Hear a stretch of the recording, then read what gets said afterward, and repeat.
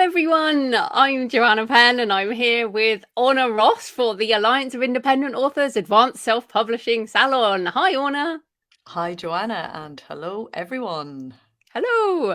And today our topic is 10 years of self-publishing, a personal look back and look forward. But we're also going to talk a bit about London Book Fair, which we both attended like 2 weeks ago now. It seems like forever, but we will be talking about that.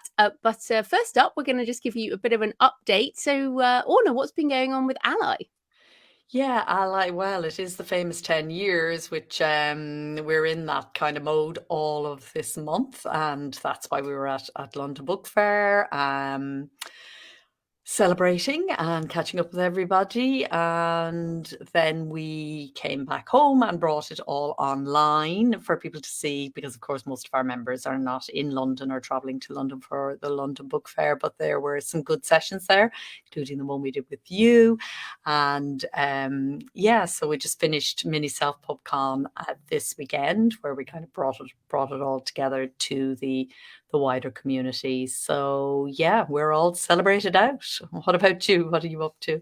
Oh, well, I thought you also have updated the publishing guides, right? I noticed that.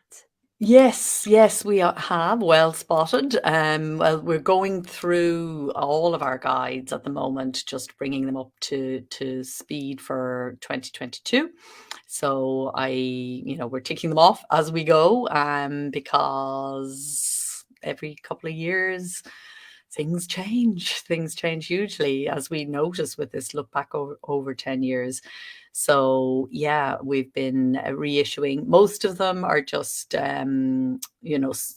smallish updates, but some are getting a complete new vamp. So John is currently working on the next one, will be the choosing self-publishing, the best self-publishing service for you wherever you're at. And I think that one has changed quite a bit, because we've just got more and more and more services. I think in the old days, when we thought about self-publishing service, we were thinking about big multi-package services. Now we're thinking about the 7 stages and the different ones that are coming in and going and so on. So yeah, Mm. lots of updating going on, always Yeah. busy.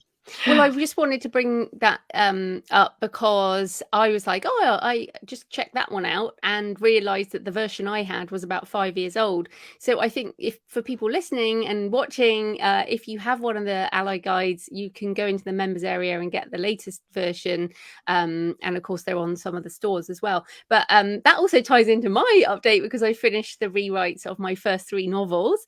I'm just doing the print stuff for Arc of Blood, which is the 3rd one. And we talked about doing that last month, but it's been like a 3-month process, and lots of people have emailed me and said they were being really relieved to hear that I was doing that, because so often the advice is never go back, and it does obviously depend on the situation. So now I'm working on how to write a novel, and it's my imposter syndrome rears its ugly head all the time, but I've actually had this draft since 2016. That's how long I've been sitting on it, and so it just shows you that. But now I do feel like these rewrites have helped me see that I can write a book on fiction craft. Come Which on, how many novels have you done now, crazy I know girl? I've done a lot, but we all have our issues around imposter syndrome. But also, I'm planning a Kickstarter for how to write a novel, which will be for a special print edition. And again, I wanted to point this out to people, because so often this is the advanced salon, but you and I share what we're learning, and I'm learning about Kickstarter. Of course, you did crowdfunding 7 years ago, something like that, and again, things have changed. So we'll be sharing that later on in the year, lessons learned from that. So what are you up to as Orna Ross? Well, Orna Ross didn't get much of a look in over the last month, to be perfectly honest, but I am so happy to be back, just in the writing studio, in the making corner. It's really, I've really loved all the out and about and meeting up with people, especially post-COVID and everything. It was fantastic. London Book Fair, really enjoyed it. But yeah, back now with head down on my fiction, which feels, it's a slow winding, always fiction for me. But that's where the head down on that for the next couple of months now, until we get a couple of novels under the belt. That's good. Yeah, we often have to change our heads. Okay, so Mm. you mentioned the London Book Fair. So we're just going to give a quick reflection on the book fair. My first point was, do we belong or don't we? Because before the fair, I have been thinking a lot. We don't have anything in, like, we of course we do books. We have a product in common, but do we have anything in common anymore with traditional publishing, with traditionally published authors who are focused on traditional publishing? The topics that were being covered, I was like, there's nothing at the fair for us anymore.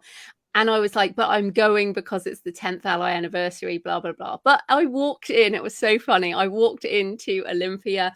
And if you haven't been, people watching and listening, if you haven't been to a book fair before, it's a really massive, trade fair center. It's huge. And I walked in and I was like, oh, yes, I remember. I do love this, because there are book covers everywhere and authors and people talking about books, and you just wander around, you're like, oh, these are book people, these are people like us. And so it made me feel like I do belong, even though we all represent different parts of the industry. There are loads of people there who also kind of don't belong. Like there's there's just so many different parts of the fair, and you can always find some interesting corner with some random company doing random things. So yes, I felt like, yes, we do belong, and also we are more empowered. So you and I did a session on the creator economy, and we were reported on by Publishers Weekly in a pretty respectful manner, I thought, whereas 10 years ago they treated us pretty much like a curiosity, those random people in the corner. So yes, I feel like we do belong. So what do you think? I think so. I mean, that's why we launched at the London Book Fair, 10 years ago when nobody else thought we belonged. Because we just wanted to say, yes, we do. Authors are central and to the industry. And London Book Fair actually uses that tagline. I don't think authors necessarily feel central when they're there. Authors HQ is up in the back, kind of West Wing, as I said, behind the remainders and the children's. So it doesn't exactly make you feel like you're central, but I think we are. And I think, just 10 years ago, there was no such thing as Author HQ at any book fair. So it is changing. And I think it's really important. If we're not there, it's another way, for us to be kind of overlooked. So I think it's really important to claim that space. And it's a great way. Of course, there's lots there that isn't relevant to us, but the whole industry comes together. And, why would we kind of miss out on that when it is in our own home territory? So yeah, we've done a guide to how to cope with a book fair, which is on the Self-Publishing Advice Centre, and I'll include the link to that in the show notes. I do think it's very important to plan a fair if you're going to have a good outcome. This year, I didn't plan. I did nothing in terms of business. My only intention was to go enjoy the celebration and network and just meet up with everybody and kind of have fun. But that is not the usual approach, and that is not the recommended approach. You had a good fair, I think. You had a good business-wise, you had a good fair. Yeah, so I obviously we both spoke a couple of times, so that's always a good push because we haven't done much of that in person for a while. Also, I had a load of business meetings, met up with a lot of companies, including meetings about my Kickstarter and also special print stuff, and also AI narration with both Deep Zen and also Google Play Books. So that was really good. There wasn't much of a technological bent at the fair in general, but I was able to have meetings with people, with these companies were there, they just didn't have booths. Also with Creatopia from Bookwire about talking about NFTs. So I feel like if you obviously you didn't have time because you were running around with the 10th anniversary, but I organized my schedule up front and made sure I had all the meetings in place. And that's a tip for people, if you want to talk to people, like even if you wanted to have a meeting with Orna or you can't just think you're going to run into people, because most people are having meetings around different venues and maybe in even different buildings. So you do have to organize in advance, but also definitely keep a bit of time to just wander around. That's important. But I did also want to mention the people overload and social anxiety and also the sickness, because the Publishers Weekly and the Bookseller reported on a wave of COVID post London Book Fair. And to be honest, again, I walked in, they did check vaccination status, so we're all vaccinated, but obviously we know now you can be carrying and have COVID without, even when vaccinated. And so I must say, at one point I was looking around going, there is no way we're gonna stay healthy. It's just no way. And actually, everyone got a bit of something. Quite a few people did test positive afterwards. But I think you have to make a decision at some point, which is, have I done enough to protect myself? And am I willing to go out there in the world and take the risk of something in order for the benefits of what I want? And that was also true for me in that, as an introvert and as someone who does have a mild social anxiety, I was like, I don't know if I can cope with this. Thousands of people speaking, stress, headache from too much noise and light and everything. And I must say, I had to have a few, I had to run away a couple of times and go sit in my room in silence and darkness for a few hours, and that really helped. But what I would say is, and actually I felt like I never wanted to do it again at several points. I was like, I'm not doing this again. And then afterwards, I was like, no, I needed to do this. I need to do this, because if I don't, I will just sit in my room for the rest of my life and I will never go anywhere. And that's not how I want to live. So again, every author has to make this choice, but you must have weighed this up as well. Yeah, I mean, I'm more socially people-y, I think, than a lot of authors. I do genuinely like people's company. I do feel that the fair, is just hyper stimulation, quite aside from the people thing. And there were fewer people there this year, and it was a smaller fair this year because Olympia's doing renovations, and also because London Book Fair wasn't sure post-COVID. But the sound factor, there's just the noise drumming all the time and the lighting and everything like that. It is definitely hyper stimulating. There's no doubt about that. So I think building in breaks just makes sense, and also giving, not cramming. Yes, it's important to plan ahead and to have a schedule and to have some idea of what you're going to the fair for, and to have an aim, have an objective, have a creative intention for the visit. But it's also important to have free time to recover, as you've said, but also free time for a bit of serendipity, because while everybody is busy and people do have lots of meetings, at the same time, strange things happen at the fair and you bump into people and, in having a coffee or whatever. I have heard of lots of stories of good things that have come out of that kind of just by chance thing, and it's good to leave a bit of room for that. So yeah, I mean, overall, I think what we're saying is it's worth doing if you know what you're doing it for. Yeah, absolutely. So yes, we intend to be back next year at London Book Fair 2023. So. Yeah, I think so. Definitely have some presence for sure. What shape and form that will take, we're not sure. We will decide nearer the time. We But may it's good. survey our Yeah. members, actually. We may survey the members and find out what they think, because obviously also, there are lots of different opinions about it. But yeah, we'll see. Yeah. Excellent. Okay, so let's get into our topic, which is a look back and a look forward. We're going to have a whistle stop tour. We've talked about sort of the last decade. Orna's written some amazing blog posts on the ALLi blog, self-publishing-advice.org, which has these on, and we'll link in the show notes. But let's talk about the last 10 years. But before the last 10 years, so I actually started writing in 2006 and started self-publishing in 2007. So, oh my goodness, I've been doing this 15 years now, which is kind of a shocker to me. And when I did it back then, I printed 2,000 physical books and then realized I didn't know how to sell them. And that's what kickstarted my journey into digital publishing, digital marketing, because I tried traditional media. I got on the TV news, the Australian TV news, the radio, didn't sell any books. Got into blogging, started selling books, got into podcasting in 2009. I published before the Kindle or the iPhone, both of which launched in 2007, which is kind of crazy. And so I also had to use Smashwords back in the day, because non-US authors couldn't even use any of these systems for a while. And so what I would say is, those people who kind of go, oh my goodness, it's so hard these days, you do not know. I mean, it was hard because it didn't even exist.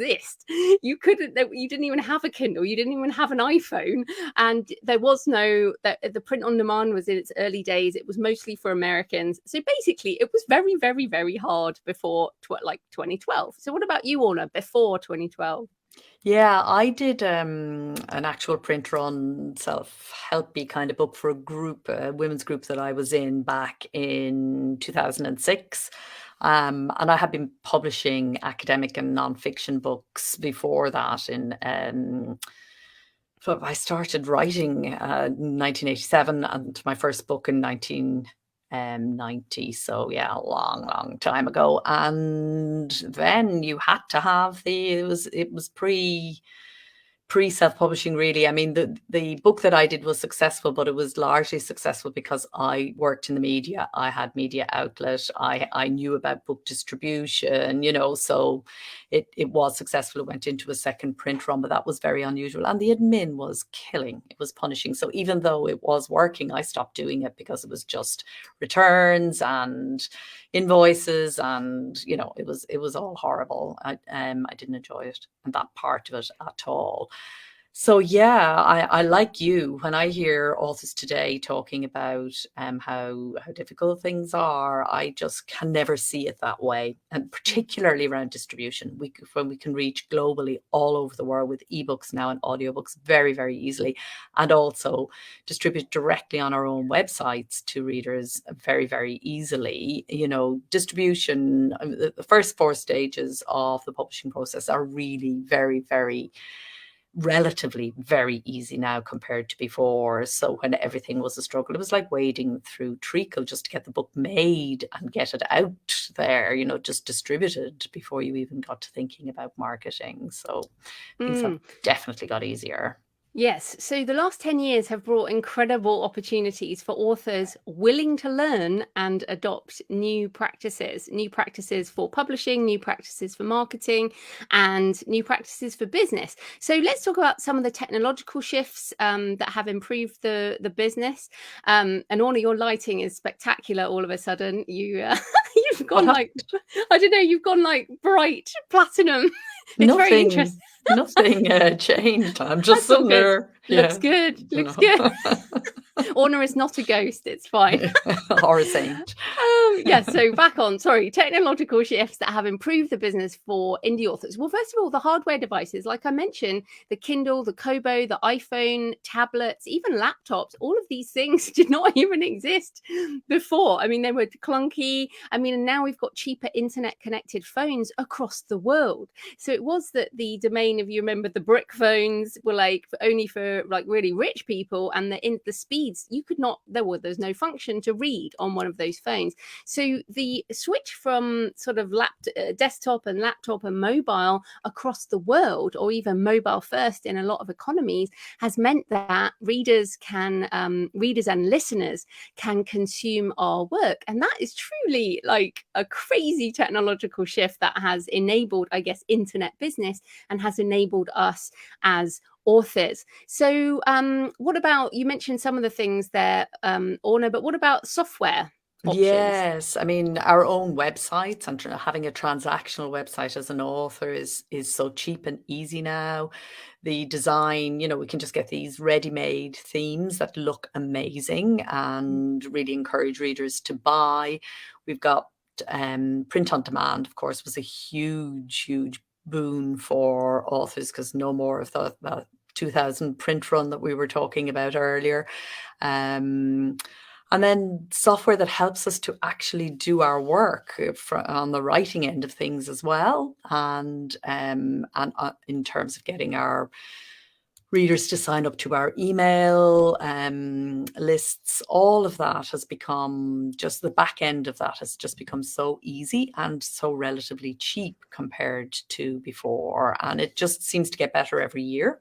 New services, new options. Everybody is, there's a lot of competition in the market, and everybody is keeping an eye on everybody else and going one better. And it's really interesting to see, and authors have benefited hugely from that. Yeah, I think you're right. What's happened is an economy has sprung up to service authors. And while we didn't have much choice before, we now have a lot of choice. So for example, email marketing, I think I've used 4 different email providers since I started in sort of 2007. I think I started my email list, and now I use ConvertKit. It's brilliant. And again, the price has dropped so much, the ability, the ease to use it. It was very, very hard back in the day. You really had to know a bit about HTML and things like that. And now it is just drag and drop and that kind of thing. I remember when Vellum came in, I think it was probably around 2016.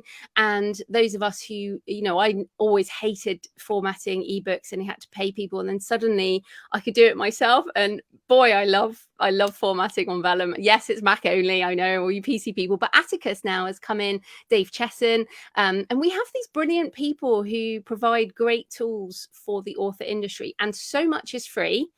And let's talk about marketing shifts as well, because again, this is something that I think people think it's so difficult, but there are things that I use, for example, that have worked since the beginning. So one is free, using free books. We've been able to do that pretty much since day one. And in fact, cheaper pricing is what enabled those early Kindle millionaires. And still I use perma-free books. We use free giveaways on our email sign up. So free as a marketing tool was only enabled by digital, because you couldn't do it with print books because you'd bankrupt yourself. I mean, many of us give away hundreds of thousands of free books, and we do that because we can do it digitally. So what are some of the other marketing shifts that you think have happened? Well, of course, it's much easier. I mean, free is one form of content that you give away to attract your ideal reader, but this has been a tried and trusted sort of method for indie authors to attract readers. So the content marketing, putting your work out there, show your work as Austin Kleon. Thank you. I was going to say that guy whose name I can't remember. Austin Kleon's best book title ever. That's the whole book there and then. Yeah, and then KU, of course, came in a few years ago, and other subscription models as well for ebooks and now for audio also. All of these things have been hailed each time each one of them has emerged. The doom and gloom merchants of publishing, of which there are many. This is the end of publishing as we know it. This is the end of anybody making a profit from books. But it's just not true. Readers if they don't know an author, they like to sample their stuff. So before they decide to go further. And if they do like an author, they have absolutely no hesitation then about transferring over from free. Yes, there are the freebie merchants who will never pay for a book, but they're always there. That's not who you're talking to.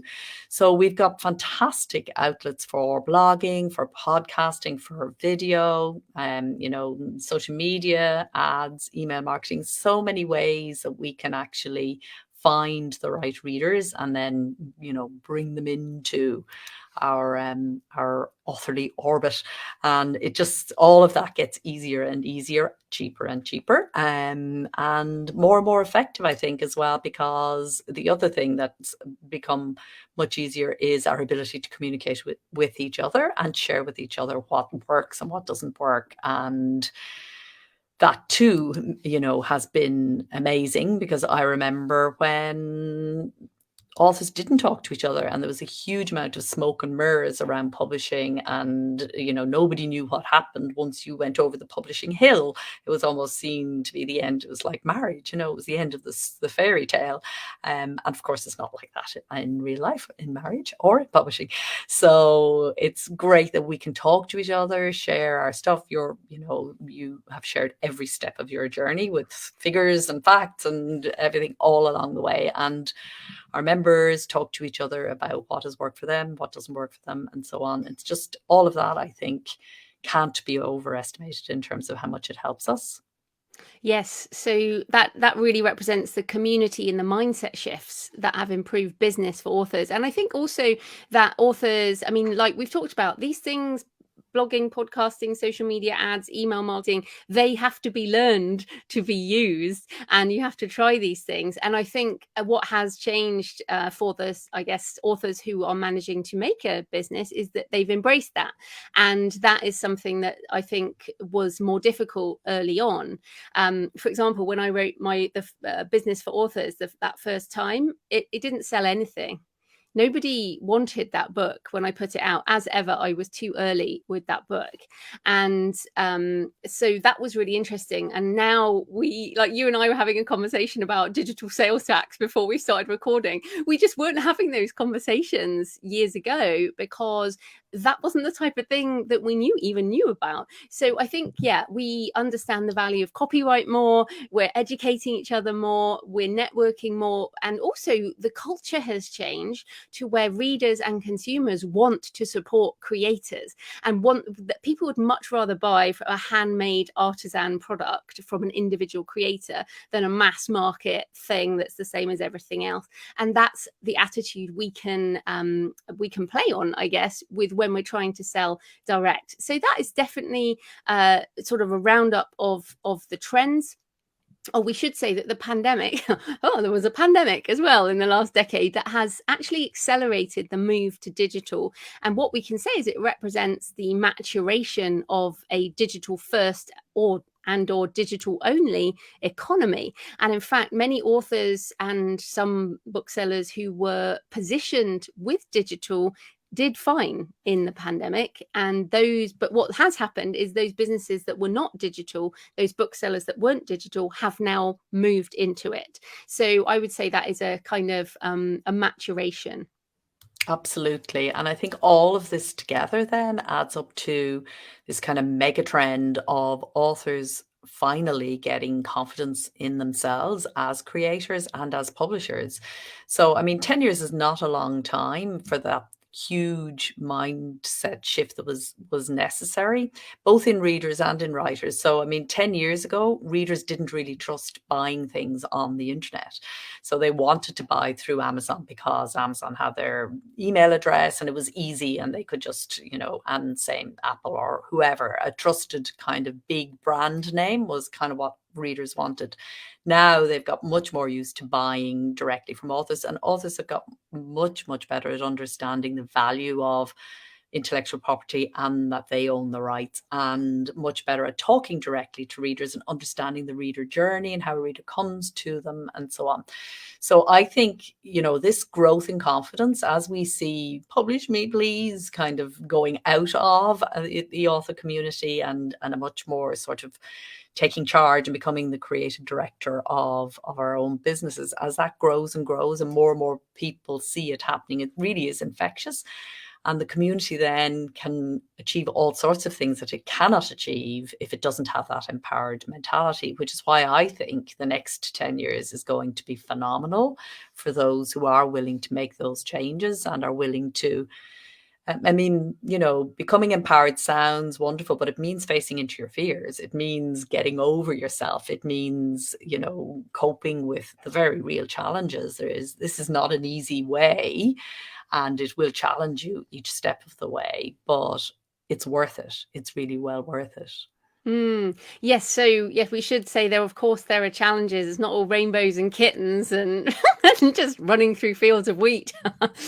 We have had some issues, and of course this business model has its challenges. Subscription models have driven prices down and income is reduced for authors who only depend on subscription and some of those big companies. Online marketing and ads and email marketing has become common, and as we just mentioned, adopted by all those companies who weren't doing it before. So many of us are finding prices are going up, profit is squeezed, book sales are going down as other people come in. And also there are a lot of books being published, and global reading rates are expanding, but not necessarily as fast as the number of books are available. So we have to think about the challenges and also the opportunities as we go forward into the next 10 years. So let's talk about some of the technological shifts that we think will improve the business further for indie authors. And again, I should point to a blog post that Orna has put out this week, 18th of April, I think it went out, or 19th of April today, even. Brilliant blog post, which we'll link to. But Orna, why don't you start? What is one of your technological shifts? Well, I think the biggest thing that we're seeing, it started already, and we're really going to see more and more of it as the decade kind of unfolds, is this decentralization. So in the past, we kind of had a central publishing world, and all the books went in through there and got funneled back out. And now we're going to have this kind of, some people are calling it fragmented. I like the word decentralized. Whereby in some cases it's going to be authors selling directly to their reader. And, you know, we've just seen this phenomenon that everybody's talking about, Brandon Sanderson's Kickstarter, which is just unbelievable what he has, you know, and he's really shown that when readers know, like, and trust an author, where they will go with them. Also, services like Patreon, Substack, all of these services that are coming in to support the creator. We're going to see more and more of that, and more competition.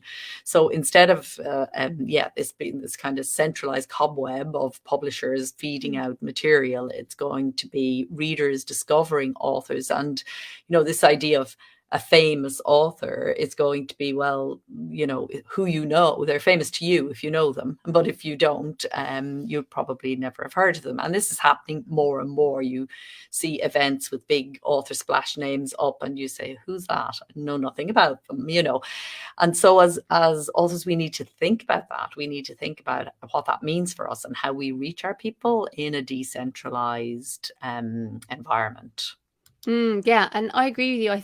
I see. I'm still in sort of number of traditionally published author kind of communities, and people are like, the number of books that people sell now to hit like #1 on the New York Times or is so much smaller than it used to be, because the blockbuster era is over. It pretty much is over, and the only blockbuster names were people published back in the 80s, 90s, even 70s, and now it is more about, as you say, this kind of decentralized or fragmented thing. But also, people say, oh well, I can see that your book X isn't ranking in the top 100 on Amazon, and I'm like, yeah, but you're only looking on one store on one platform. You have no idea where I'm selling books. And this is an attitude shift. It's from trying to get to something on one store versus fragmenting your business so that you're reaching readers in all these different ways through all these different multiple streams of income.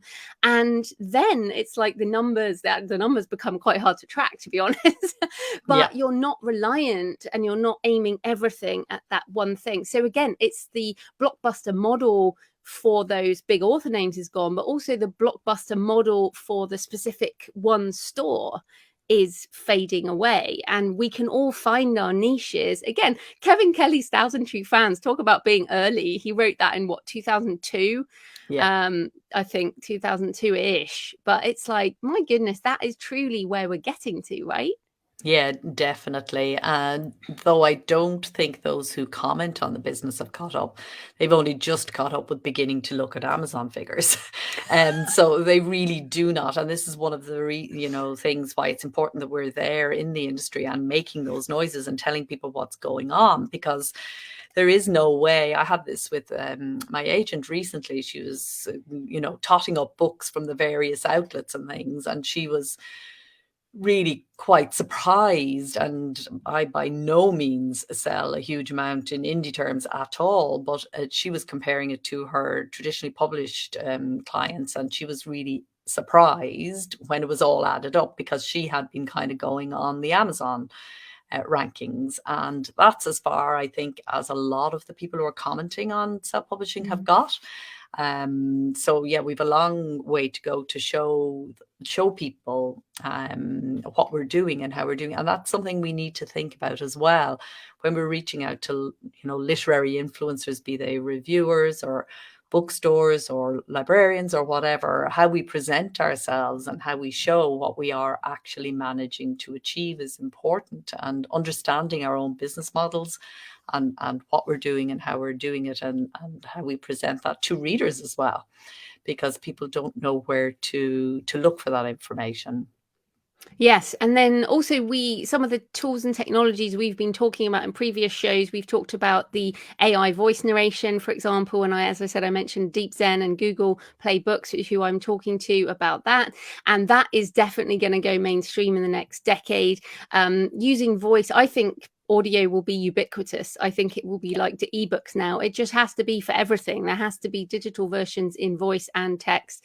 And then obviously we've also got things emerging like metaverse adoption. Now, again, metaverse being a word like internet, none of us believe, except perhaps Mark Zuckerberg, that there will be one platform to rule them all. There won't be. We'll spend time in these different places as we do right now. But I will put a pin in it and say that Orna and I will be doing some kind of something like this, but we'll be doing it in more of a virtual reality space within the decade, in that you could join us in some interesting place or join us at London Book Fair virtually through your virtual reality headset or whatever that turns out to be. I also think we'll be doing things like augmented reality storytelling. I've thought about, and that might be nonfiction alongside our fiction. So I would like to do a guided walk through some of the locations in London that I have based some of my books, and you'll be able to, click on your glasses or whatever and see me walking next to you, telling you about it. I think that type of thing is going to be available within the next decade, and I'm excited about that could be a product, that could be, there are all kinds of things we'll be able to do. So what are some of the other things you're excited about? Yeah, I think a lot of what you're talking about there is super exciting in terms of how we think about our readers and how we present our stuff to them and how we create that bond. I think that's the most important thing that needs to happen in this next phase, is that we understand that we're responsible for the reader discovering us, and then we're responsible for the experience that they have. And of course, that's true already, but some of these tools are going to bring it alive in a way that wasn't possible, and bring it alive globally. So that, time and space really does shrink in the same way that it does in a book. All the stuff that goes around the book, which has been pretty flat, author interviews and that kind of thing, are going to become very exciting. And I suppose, if you look at Pottermore, I think she had the budget to do things that we're going to be able to do in a different way, on a smaller scale, obviously, just because the technology will get better and it will get cheaper, and it's going to be a really interesting time. Now, a lot of authors, when you start talking about this, they get quite scared and they think, I just want to put words on a page. I don't want to be part of all of that. But I do think there will be a big advantage to authors who are in there first and who begin, now is the time. None of this is ready. And the same with blockchain and NFTs and all of that. None of this is ready for us just yet. But the thing about looking ahead 10 years is that you can begin to think about what you're doing now and shaping it up in such a way so that as these technologies come on board, your author business is able to take them in the way that feels right to you, for your books and for your readers. So things that will delight your readers, that's really where you begin with all of this. And then things that delight you to make for them and to produce for them, and where your books fit into that. So gives us a lot to think about. Yeah, absolutely. And this speed of change can definitely be overwhelming. And so we really want to sort of give you a few tips for what doesn't change and how to meet the coming challenges in the last few minutes that we have. Because even though lots of technology will change, like Orna mentioned, like we are both playing with AI creation tools, pseudo-write built on GPT-3, and I'm using an image creator. There are loads of really interesting stuff that are emerging. Blockchain we've talked about, but there are lots of things that won't change. So the first one I'm going to pick is to keep creating. So, you guys who follow my show, I am so into all this and I spend a lot of time on the futurist stuff. But equally, this morning I was at my writing desk doing my writing, and Orna and I texted and I was like, no, I can't do it now, I'm writing. And then she went back to her writing. And that's the first thing we're doing. We are creating things, because whatever the technological and marketing and whatever happens, your your creative work underpins it all, and that we'll be able to work together, do more things together. But if you're not creating the intellectual property, then you won't have anything to do in the future either. So yes, keep creating. And then nobody would be surprised that I think, valuing your IP, understand and valuing yourself. It's one and the same thing. Read the contract and agreements that you're signing, asking for change where they're patently unfair, holding out for good terms, not just taking the first thing that's offered, and also turning away from short-term wins that will actually lead to long-term losses for you. And it all, I think, can be summed up in that idea of valuing yourself and valuing your intellectual property and understanding and holding out for the value of that. Yeah, and just on that really important point that we've talked about before, but a short-term win might be signing a contract that includes a clause for all formats existing now and to be created for the life of copyright. We see this again and again, and authors will just sign it because they'll get the deal now. But a clause like that basically prevents you doing things in the metaverse. And I've had Catherine Goldman on my show, who's an IP attorney, and we talked about the clauses that people are signing now that might just prevent them with the business models of the future. So even if you don't want to get into it now, just try and think that more long term around your contracts. Also consider different business models and mix and match the things that suit you, your personality, your book, and thinking long term. And I also think we have to reassess our business models. Like we talked about at the beginning, we've been doing this for a while. And for example, I've never done crowdfunding, and I'm going to do a Kickstarter, and it terrifies me, and we'll talk about that another time. But doing a special print edition, this is not Web3, this is like pre-web, but I'm going to do that. So and we're going to do a live event. For example, we're doing a workshop together in June on the creator economy, which I'm sure we'll talk about later, which again is old school, non-digital, two people in person doing a workshop. So you can reevaluate your business models, you can add things to your business models, you can change things along the way, and of course I'm doing those alongside NFTs. So you can mix and match, but the important thing is to keep an eye on things and change things up as you go. Yeah, I mean, constantly improving. I think that is the thing, and dropping what doesn't work and moving towards what works better, and one step at a time. So, overwhelm is one of the things we have to watch out for, is procrastination and fear. So not doing things because we don't understand it or we're afraid of the tech or whatever. That's one side of the coin. And then the overwhelm that kind of jumps up when we try to do too much too fast or too many different things. So it is one step at a time, and just understanding what your next step is and just staying there, but staying abreast of, I mean, if you're listening to this show, you're already investing in yourself, investing in learning more. But our writing skills and our publishing skills, we never actually arrive and say, okay, that's it now. I am a perfect writer, I'm a perfect publisher. It just doesn't happen that way. Change is the only thing that we will constantly be. It's the only constant, and being aware of that and holding that, enjoying that, is, I think, going to become more and more. And that's a practice. People say, I hate change, but actually you can come to love change, but you need to practice that.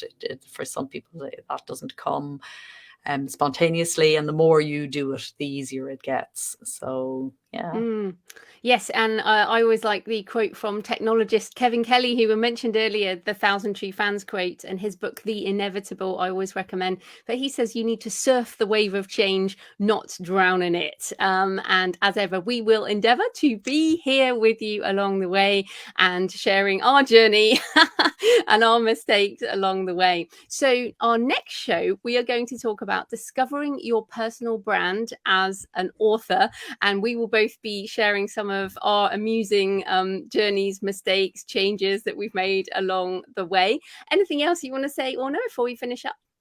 No, I think that personal branding is the key to a lot of what we've been talking about today, in terms of surfing that wave of change over the next 10 years, understanding how important it is. So I'm looking forward to that show. And thank you to everyone for all the good wishes. Again, Kathleen is there with happy 10 years, ALLi. And yes, it's been just fantastic to receive all your compliments and kind words and good wishes for the next 10 years. So yeah, we'll be here, as Joe says. Well, I hope we'll be here. Well, we will if we can. We will Yeah. if we can. So happy writing. And happy publishing. Bye bye.